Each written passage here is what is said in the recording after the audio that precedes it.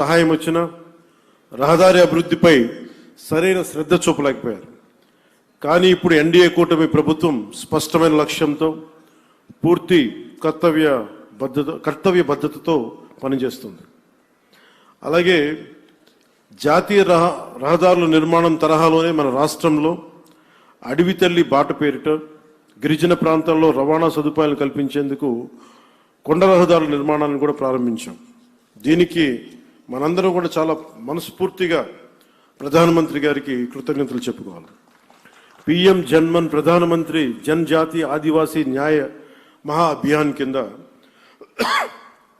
అది ఓట్లు పడే దారులు కాదు, 1,00,000 మందికో 25,000 మందికో ఉపయోగపడే రోడ్లు కాదు. కానీ అభివృద్ధి పథంలో అందరూ బాగుండాలి, అందరూ దీంట్లో భాగస్వామ్యం తీసుకోవాలి అని ఒక సదుద్దేశంతో ఈ పిఎం జన్మన్ కింద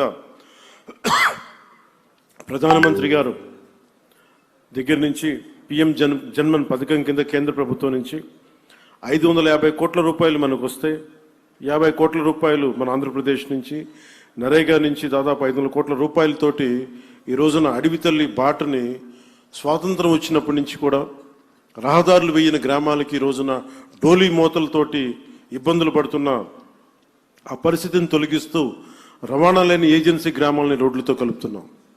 దీనికి ప్రత్యేకంగా గౌరవ ముఖ్యమంత్రి శ్రీ నారా చంద్రబాబు నాయుడు గారికి కృతజ్ఞతలు తెలుపుకోవాలి. వారికి ఒకటే తెలియజేశాను, ఈ డోలీ మోతలు చాలా ఇబ్బందులు ఉన్నాయి సార్. కనీసం మనకున్న ఈ ఆర్థిక ఇబ్బందుల్లో కనీసం మీరు ఒక 50 కోట్లు కానీ రిలీజ్ చేయగలిగితే కనీసం కొన్ని గ్రామాలకైనా మనం చేయొచ్చు అంటే చాలా పెద్ద మనసుతోటి ఆ రోజున ఆయన ఆ 50 కోట్లు విడుదల ఈ రోజున దాదాపు మనం 1000 కోట్లుకి రోడ్లు వేయగలిగే స్థాయిలో ఉన్నాం. అందుకే మనస్ఫూర్తిగా మన ముఖ్యమంత్రి గారికి నా ధన్యవాదాలు తెలుపుతా ఉన్నాను. అలాగే ఇప్పుడు మనం ఈ రహదారులు కేవలం ప్రయాణ సౌలభ్యం కోసం మాత్రమే కాకుండా ఎకో టూరిజం అభివృద్ధికి, యువతకి ఉపాధి అవకాశాలకి మార్గం వేస్తున్నాయి. ప్రకృతి సౌందర్యాన్ని కాపాడుతూ నిర్మించిన ఈ మార్గాలు మన రాష్ట్ర అభివృద్ధికి గర్వకారణంగా నిలుస్తున్నాయి. ప్రాజెక్టులు పర్యావరణ సమతుల్యతకు భంగం కలగకుండా ముందుకు సాగేందుకు అటవీ అనుమతులతోనే అత్యంత జాగ్రత్తతో ప్రణాళికలు రూపొందిస్తూ కొనసాగిస్తున్నాం.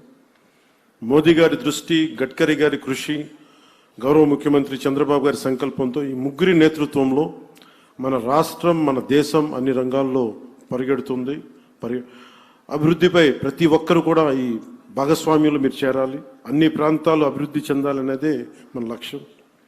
ఈ మంచి రోడ్ల వల్ల సరికొత్త పరిశ్రమలు, ఉత్పత్తి యూనిట్లు, IT industry, electronic, logistic hubs, food processing parks రాష్ట్రంలోకి వస్తాయి. ఇది రాష్ట్ర ఆర్థిక వ్యవస్థని బలంగా చేయడంతో పాటు దేశ ప్రగతికి మరియు దేశ జీడిపి వృద్ధికి మన వంతు కృషిని అందించడమే లక్ష్యం. ఇవి భారతీయుల ఐక్యతని, సమగ్రతని ప్రతిబింబిస్తాయి. మన ఆత్మబలంతో నిర్మితమైన ప్రగతికి మార్గదర్శక దీపాలు, రేపటి తరాలకి మనం అందించే ఒక బలమైన వారసత్వపు ఆస్తి. ఈ సందర్భంలో నేను మీ అందరినీ ఒకటే కోరుకుంటా ఉన్నాను. గత ప్రభుత్వాన్ని చూశారు, కూల్చివేతలతో మొదలైన ప్రభుత్వం, రోడ్లు వేయని ప్రభుత్వం, కనీసం రహదారుల్లో గుంతలు పూడ్చని ప్రభుత్వం. కానీ ఈ రోజున మన ఇన్ని ప్రతి ఊర్లో కూడా ఊరికి మధ్య గుంతలు పూడ్చడంతో పాటు రహదారులు నిర్మిస్తూ ఉన్నాం. హైవేలు ఈ రోజున గడ్కరీ గారి ఆశీస్సులతో మనం ప్రారంభిస్తూ ఉన్నాం. వీటన్నిటికి కూడా మనకు కావాల్సింది కనీసం ఒక 15 సంవత్సరాలు ఈ కూటమి చాలా బలంగా ఉండాలి. వాళ్ళు ఎన్నో రకాలుగా ఈ కూటమి ఐక్యతని దెబ్బతీయడానికి ప్రయత్నం చేస్తూ ఉంటారు. వీటన్నిటిని మనం కొంచెం జాగ్రత్తగా ఉండాలి, ఎరుగుతూ ఉండాలి.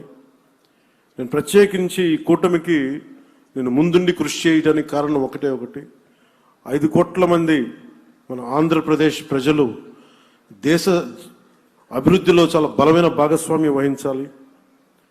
ఆంధ్రప్రదేశ్ ఖ్యాతి మొత్తం తెలియాలి. మన వెనకబడ్డతనానికి తిరిగి దాటుకుని అభివృద్ధి పదంలో పరిగెట్టాలని ఒక్క సదుద్దేశంతో నేను చేసిన ఈ ప్రయత్నం ఈరోజు సఫలమై ఈ రోజున ఇంత పెట్టుబడులు వస్తున్నాయి. ఎందుకంటే ఒక బలమైన నాయకులు కావాలి, చంద్రబాబు గారి నాయకులు కావాలి. దేశం మొత్తం ఒకటే తాటిపై నడిపించే బలమైన నాయకులు శ్రీ మోదీ గారు. వీరందరి ఆశీస్సులు ఉన్నాయి, వీరందరి కృషి ఉంది. దాంతోపాటు జనసేన నాయకులకు కానీ, తెలుగుదేశం నాయకులకి కానీ, భారతీయ జనతా పార్టీ నాయకులకి, కార్యకర్తలకి, ప్రతి ఒక్కరికి పేరు పేరున చిన్న చిన్న పొరపచ్చాలు ఏమున్నా కానీ వాటిని మీ స్థాయిలోనే సరిదిద్దుకొని నేను ముందుకెళ్ళాలి, కూటమిని బలోపేతం చేయమని మనస్ఫూర్తిగా నేను కోరుకుంటా ఉన్నాను. అందుకని మనస్ఫూర్తిగా మరోమారు ధన్యవాదాలు తెలియజేసుకుంటూ ఆంధ్ర అభివృద్ధి పదంలో రాకెట్ స్పీడ్తో వెళ్ళాలని మనస్ఫూర్తిగా కోరుకుంటూ ఇక్కడికి వచ్చిన మీ అందరికీ ప్రత్యేక ధన్యవాదాలు తెలుపుకుంటూ గడ్కరీ గారికి మరోమారు మనపూర్వక ధన్యవాదాలు తెలుపుకుంటూ సెలవు తీసుకున్నాను. జై భారత్, జై హింద్.